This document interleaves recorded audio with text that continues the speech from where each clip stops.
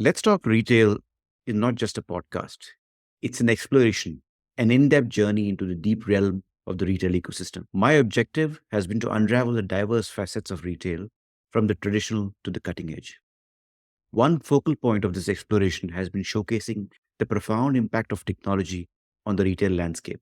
See how innovation, digital transformation, and technology disruptions are shaping the future of retail. And the thought for this episode was sown during my conversation with Sanjeev Rao, the CEO of Being Human, when he spoke about building a store in the metaverse. So let's get ready for this electrifying episode of Let's Talk Retail. In this special edition, we are honored to host Kishore Dharmarajan, a true luminary in the digital marketing realm and a metaverse virtuoso. With over 2 decades of digital marketing mastery, Kishore stands at the forefront as a CEO and founder of SEO Souk, an agency that's headquartered in Abu Dhabi in the UAE. And he guarantees a jaw dropping 700% ROI on digital campaigns. But here's the kicker: his secret sauce lies in harnessing the unrivaled power of generative AI and the metaverse. So, together, let's welcome Kishore to Let's Talk Retail. And do join us for an extraordinary journey where retail meets the metaverse right here on this show. So, Kishore, thank you so much for joining me on Let's Talk Retail. Thank you for having me. It's a pleasure. And I'm sure this is going to be a very different episode because I've been wanting to do something on the metaverse and how the metaverse connects to the retail ecosystem. So before I start off, I know you're a extremely active person from a networking perspective and from your own running your own business. How do you really spend your time, if I may ask? So definitely you use a lot of AI and automation, which helps us to scale things up. So a lot of things which was time consuming has now reduced because of the arrival of AI. Right. Works faster and more accurate. And once you have the basic strategy and ideas and concepts, the AI helps you to scale faster. So that saves up a lot of time. And plus, my strategy as a business owner from the beginning has not to acquire a lot of clients, but to have a few and proven clients working with us for a long period of time. So Right. that worked quite well for us. Yeah, I think makes sense. Have a smaller set, but which can actually give you the volumes and also longevity. Yeah. So, what prompted you to get into the meta? Well, I was always a first mover. So I was working in the advertising industry in Sachi. And when digital came along, I quickly transitioned into digital, seeing the power of digital. And then when the metaverse came along, I didn't hesitate to move quickly into that space. And when AI came along, I adapted again quickly to the generative AI space. So every new trend which is coming up, big trends, they definitely come with the opportunity and they don't go back. So technology doesn't walk backwards. So it's always better to move forward. Correct. And go with the trends and try to become first mover in any particular area possible. That's how I got fascinated with the metaverse. I was also looking at your LinkedIn profile, and in your intro, the summary that which you posted there, you say obviously you use generative AI and also you work in the area of metaverse. You're talking of generating or driving 700% ROI for some of the campaigns that you deliver for your clients. Yes, that's How? right. I don't want you to give me the recipe for all this, but then how is this possible? This is the question that clients have asked, the Google team has asked. So Google has receptions and meetings for agencies which run a lot of campaigns. And in one of those meetups, they asked me why you are offering me 700% ROI and we have not seen this happening anywhere else. And Right. is this deliverable? And I said, yes, this is the process of finding clients who have the propensity to generate 700% ROI.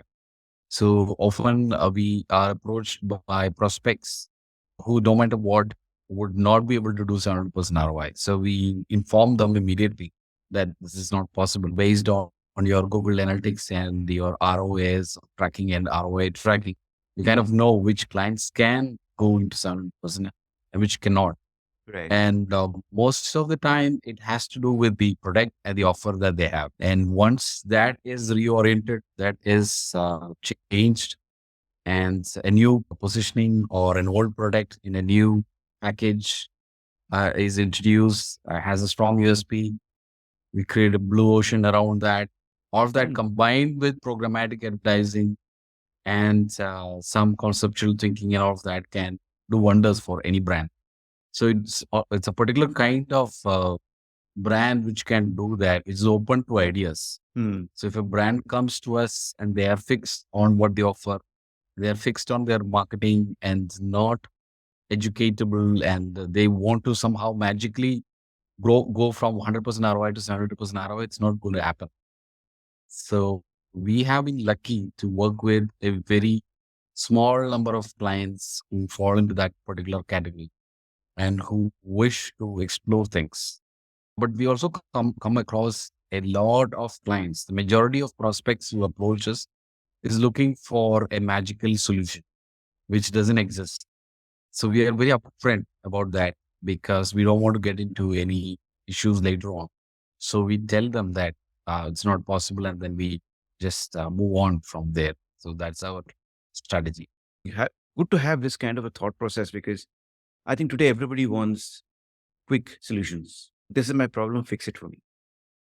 It's nice to Yeah, see somebody going deep and saying, hey, do I need to even look at changing the way brands operate or think about their marketing in the first place? Legacy is good, but legacy can't take you far. Like you rightly said, I think technology doesn't work backwards. And with legacy, I think you're only looking in the rearview mirror and saying, hey, this worked for me. Yeah. So interesting. I think that's interesting right. philosophy that you used, right? So metaverse, right? I've been fascinated with metaverse. And as a metaverse expert, how do you foresee the impact of metaverse on the retail landscape? Is it hype? Are there opportunities and challenges that you see for retail brands? Yeah, the opportunity in the metaverse, there are a couple of things going on at the metaverse end. One is that when it initially launched, people thought that it got to make changes instantly. And that didn't happen because the metaverse is popular among youngsters, people who are in the 13 and less age group. And they are the primary users. And there are 600 million of them who are using the metaverse on a daily basis. And if you look at the metaverses which are popular, it's Roblox and Decentraland and Fortnite and Minecraft, which is taking up Hmm. the majority of the bandwidth. Whereas the real metaverse is in the industrial side. And the industrial metaverse is not very visible. And because it's not visible, not many people are aware of the investments that are going from the large brands towards building industrial metaverse. So all the giants like Microsoft and Google and Siemens and Nvidia, they're investing heavily in the industrial side. And what they're primarily doing is creating digital twins of factories and of ONG and oil and gas drilling stations and things like that, which can lead to a lot of energy consumption savings. Mhm. So the industrial metaverse is going to be where the big opportunity is. And the same holds true when it comes to retail. And at the end of the day, you have the benefits of manufacturing and production and logistics and warehousing, all stemming from the industrial metaverse, which is not very visible to the common person right now. Right. But that is where the big money is flowing in from the large brands, and they're very smartly moving into all of those spaces. So we look at the e-commerce, the omni-channel, and the other parts of the metaverse for which generative AI, for example, has more to offer than the metaverse. And hence, in future, when generative AI and the metaverse will collide, it will all beautifully translate into massive savings for brands which have already invested enough time, money, and energy into these new upcoming channels. But for people who have hesitated, it might be too late to get in at that stage. And so, if you look at brands like Nvidia, which is one of the biggest winners from the metaverse and the generative AI growth, they're all investing heavily into chips which can drive the AI revolution. At the same time, they're also building the foundation for the metaverse, and they have the omniverse, which is going to be like the HTML that built the World Wide Web. So very interesting times for all industries and especially retail.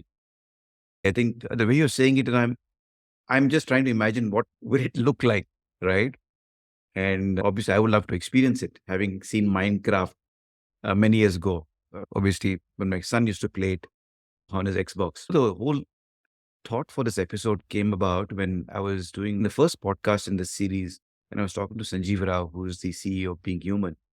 And he said, "What? I have plans to build a store in the metaverse." And obviously, I didn't dig too deep then with him because I think it was just a thought that he shared.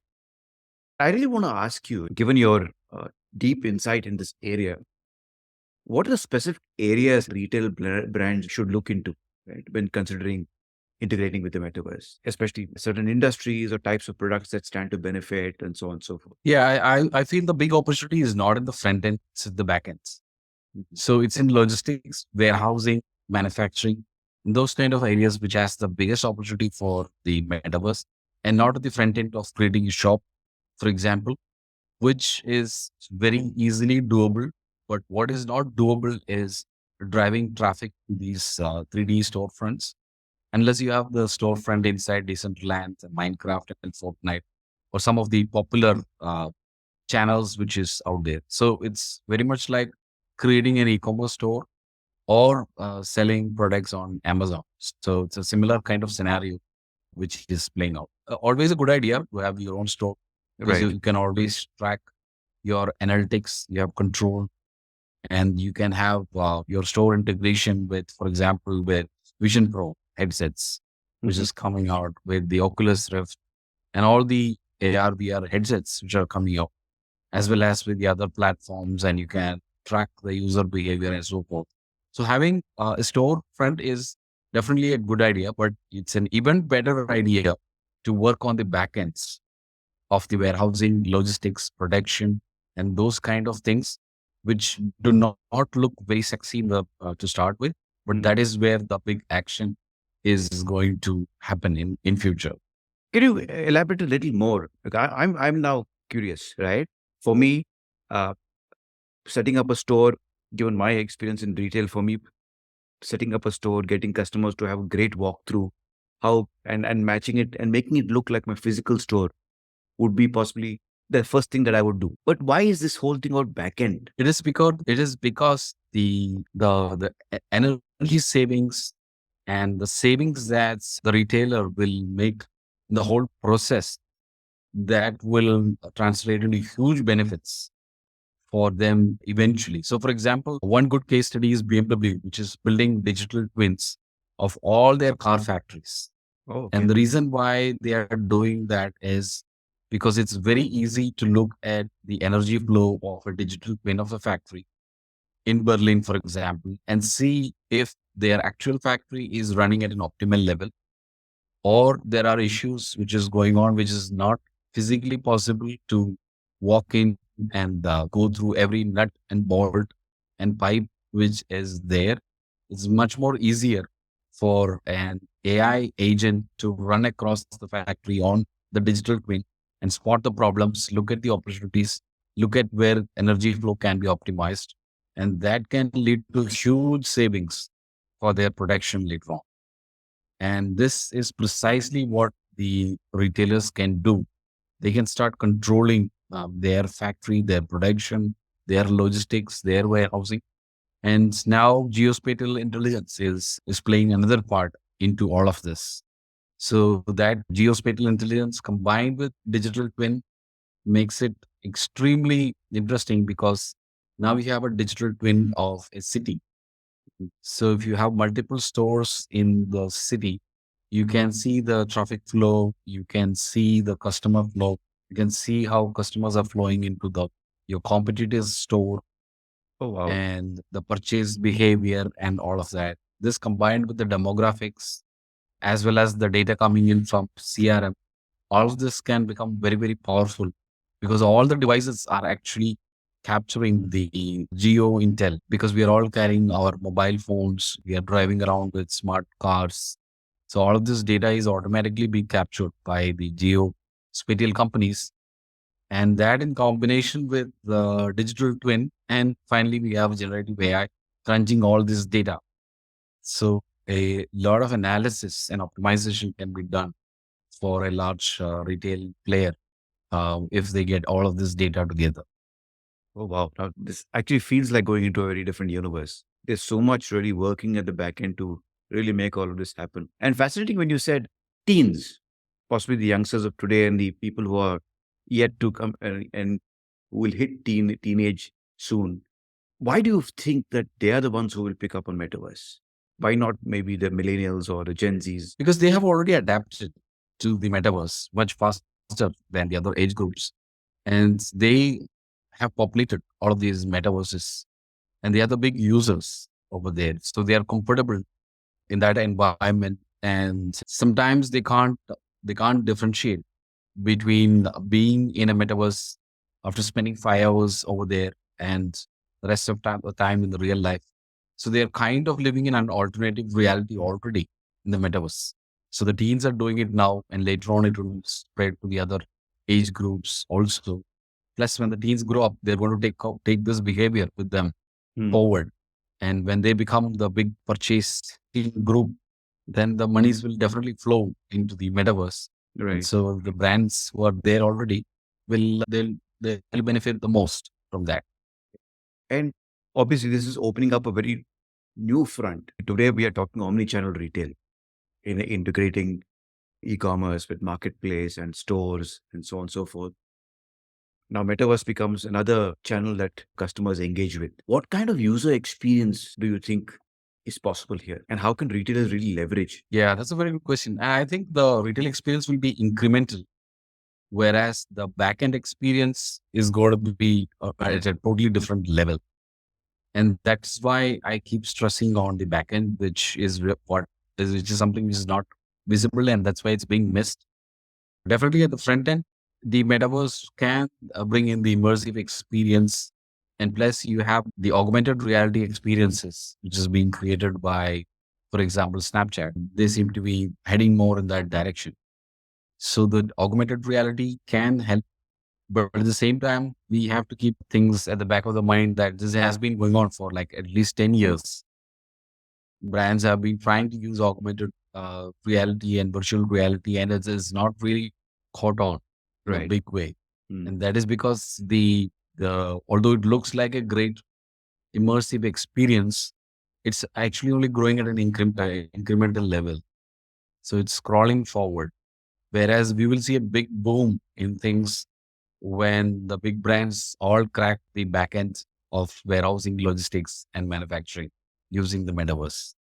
So the lack of visibility, I guess, is the big opportunity for retailers right now. This is where I think I really want to, quiz you a little more in this space. Are there brands already starting to do this? I'm sure you living out of Dubai, which is becoming a possibly a smart futuristic kind of a city by itself. Are you seeing brands do this? Are you know what kind of challenges and opportunities with this shift will come through, and what kind of opportunity will this open up? Two brands which are moving ahead in the space are Walmart and Amazon. Both are moving quickly towards the automated warehousing Mhm. and the IoT signals coming from those warehousing that is being used for their geospatial intelligence. So they're combining all of that, and they're also building the digital twins of their warehouses. So they seem to be moving in the right direction. Plus, because almost Amazon already has the AWS and they are in the tech space, they kind of sense the importance of the backend. And both these brands are moving fast. But where the other brands, many of the other brands are again concentrating on the front end Mm. of creating storefronts on Decentraland and Fortnite and the other metaverses, which is quite easy to do. Doesn't require a lot of tech people to do that. It's easier and you can get a lot of publicity and all of that. But many of those experiments have not actually gone well. So, for example, one country was trying to do their event on a metaverse and no one turned up for that event after Mhm. having created an auditorium and all of that. So, getting people onto the metaverse and getting them to To use this is a big challenge because the crowds still are on Instagram, they're on YouTube, they're on Facebook, and they're Right. on Google and the other usual channels. So the big population is still over there. It's just like 500, 600 million on the metaverse, and these are the young people without any Right. buying capacity. So it is still more of gaming, and that's why the metaverse looks like it's losing ground, Hmm. but it is actually gaining ground on the back end. Hmm. In fact, that's a question I wanted to ask you. It's people are looking at doing something right now and trying to invite people, but somebody like me will think twice before going there. Maybe I'm not aware. I'm not.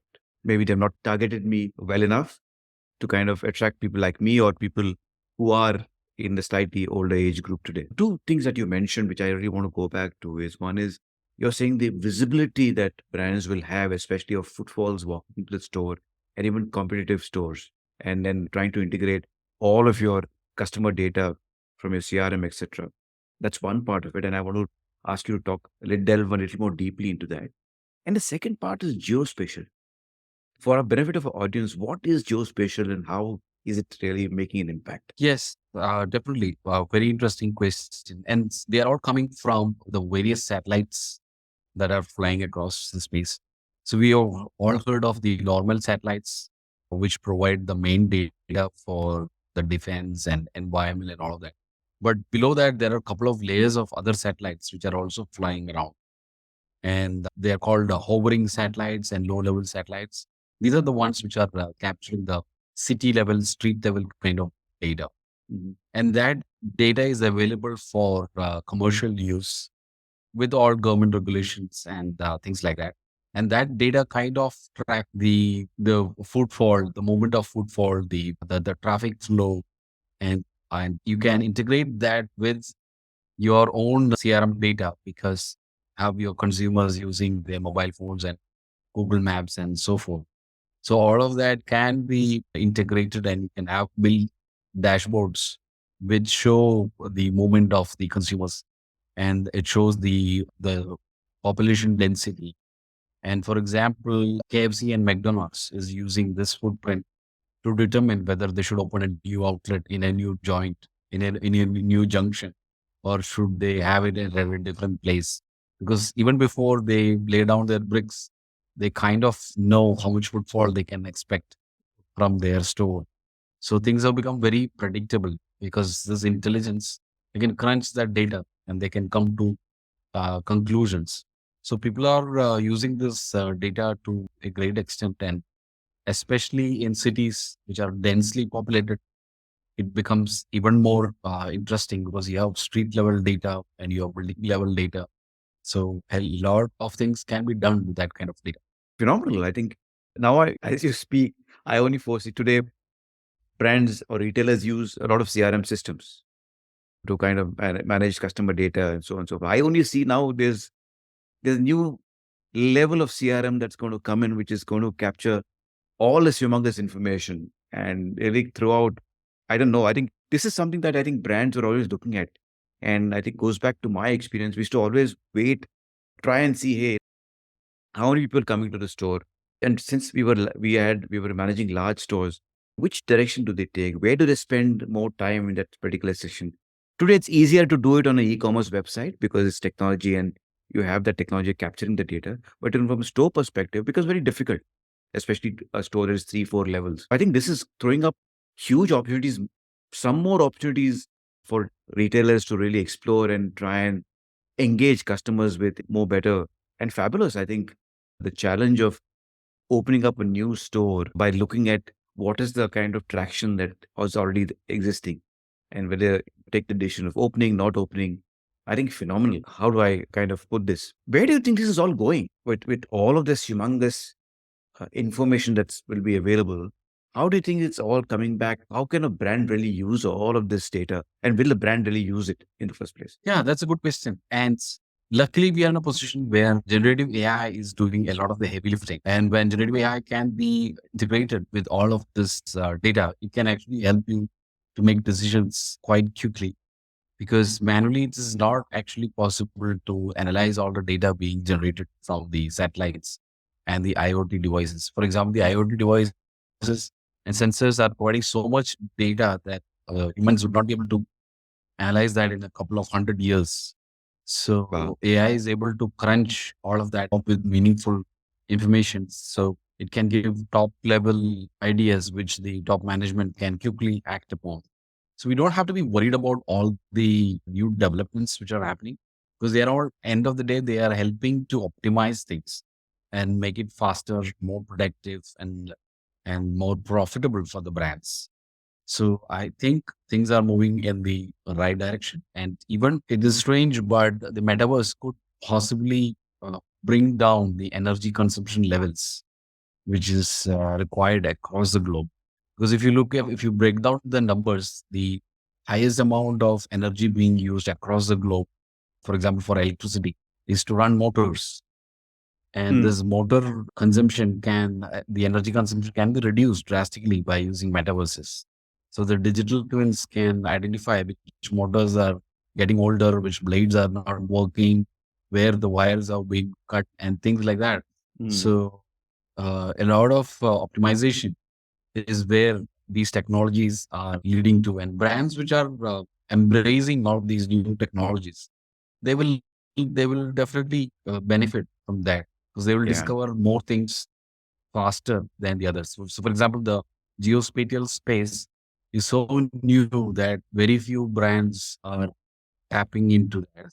There's a satellites called HABS satellites, city level satellites, which is picking up a lot of data which very few brands are using. So all the other data is lying there for waiting for someone to come in and take advantage of.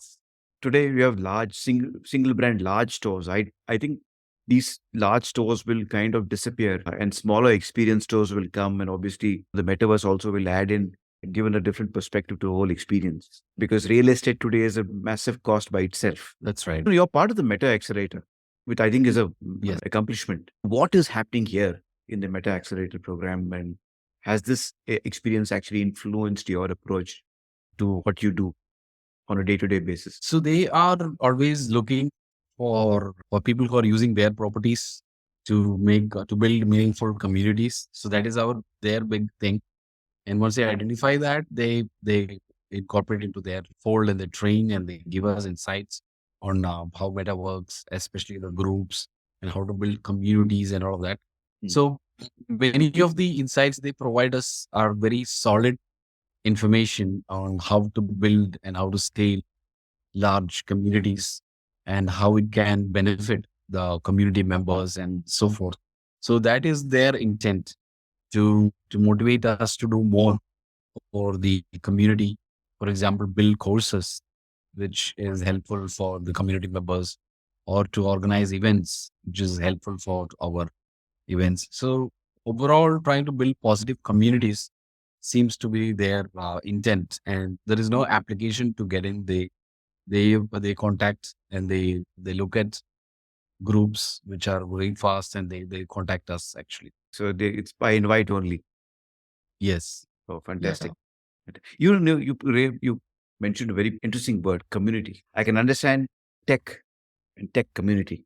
Today, I think, correct me if I'm wrong, and more for retail, and specifically for retail, marketing is all about storytelling, and storytelling leading to building communities. So, two questions out of this. One is this going to happen? Is this what brands should be doing? And second is, will the metaverse enable this to happen far more easily? Yeah, this is something which actually all brands should be doing, and brands which have large communities around them seems to sustain different economic cycles. So, for example, Harley Davidson is a good example of a brand just built its entire marketing around community Mm. of riders and the Right. spirit of riding and things like that. They have the clubs, and they've done quite well over the years. So that is definitely a good idea. But at the same time, the challenge for brands is that they are doing a lot of things, and building a community on its own might not be their priority, and would require a team just to do that. So will they be able to allocate time, energy, money for that is another question, because it's far easier to create a social media content calendar and run campaigns on Google programmatic and things like that. It's far more controllable Whereas building a community is a slow process, takes a lot of time, and they wouldn't be able to justify a quick ROI using a community. So it always takes the backseat. But at the end of the day, it is definitely a good idea because that will a core audience for them, which will be with them for a long time. Mm. Now coming to the metaverse, again, we are driven by the demographics. So the demographics right now is the younger population, and the younger population seems to be fascinated by the metaverse. Also, like channels like Slack and the other channels which are not as popular as FB and Instagram. So Right. they are on these new channels like Snapchat and all of that. So yes, the metaverse and building communities on the metaverse is definitely a good idea, especially for cutting edge brands. I think with this, we've all experienced different kind of loyalty programs and CRM initiatives that brands do. And with brands moving into the more experience led engagement, I think this is going to create a lot of traction. And then obviously stickiness, I think, is going to become extremely critical and will get a lot more better as brands really start perfecting the art. That's true. That's very true. So, from your perspective, what should retail brands be looking at? I won't say advice, but what do you think retail brands should be looking at? Your suggestions for retail business owners who want to step into the metaverse. What is it that you would like to tell them so that they can start moving the right direction and hopefully see success maybe in a couple of years or a few years' time? Definitely. And it will all stem from what they stand for. So looking at their mission and vision and their responsibilities and their interests and their target audience and looking at their core values. That would be a good starting point because the metaverse is another channel which has come up, and it would require considerable expertise as well as energies and monies to build a community over there. So it's better to get the basics right of who you're talking, what you're going to talk about, and how you're going to keep your audience engaged for a long time. So as long as all of that is clear, you're extending the whole thing in creating a new immersive experience. And we will see, for example, after the arrival of Apple into the space, is going to grow much more rapidly because now you will have augmented reality being adopted at a quicker pace because Apple always gets in when a trend has reached its tipping point. So they kind of know that now the audience is ready to experience more of this. Especially they have solved one of the big issues with the headsets, which is it's very comfortable. So people can use this for hours without feeling uncomfortable. And plus, people will lose the connection between reality and virtual reality. So they are blurring the borders. So a kind of alternative reality is what they are trying to build and make it the new normal. So we will all get used to the VR headsets, just like we got used to the iPhones and the Android phones. So once that sets in, the metaverse would adoption would be fast, and brands which have taken a look at their vision, they know their target audience, they know what is exciting their audience, and they have created their own metaverses and immersive experience would definitely benefit from all of that. And how does one really access the metaverse? What are the best way to do it? So the best way to experience a metaverse is to create an account on Decentraland and check out what Decentraland has. Secondly, to check out Roblox. Now, Roblox has got thousands of games, so it is more of a gaming environment. Thirdly, to check out Minecraft and see how that environment happens. And fourthly, you could create an account on Spatial and create a room, a customized room, and ask some colleagues to come over into Spatial and have a conversation. And if you have access to Horizons World and their VR headsets, you can create a room for yourself on the Horizons World environment at the office and ask your colleagues to come over there and you can hang out. So all of this will give you a good experience of how the metaverses are operating. Can you do it on a laptop? You can do it on a laptop, you can do it on a mobile phone, and you can also do it using a VR headsets. So it Oh, just gets more immersive when you have a VR headset. fantastic. Kishore, thank you so much for joining me today. I know it's a Sunday, you've been busy. And thank you for taking this time. Absolute pleasure for giving us this deep insight into the metaverse. And I'm sure that this is going to enthrall the people who are going to listen to this. Thank you very much. And it's been a pleasure speaking with you. Thank you. Thanks. So thank you very much for listening in. I hope you all enjoyed this special episode. I know it was a little bit heavy in terms of the kind of technology, but this is what one can expect, and especially the kind of impact metaverse will make on the retail ecosystem. Do subscribe to my YouTube channel and to the channel on Spotify, and leave your suggestions, comments. Would love to read them. Thank you once again.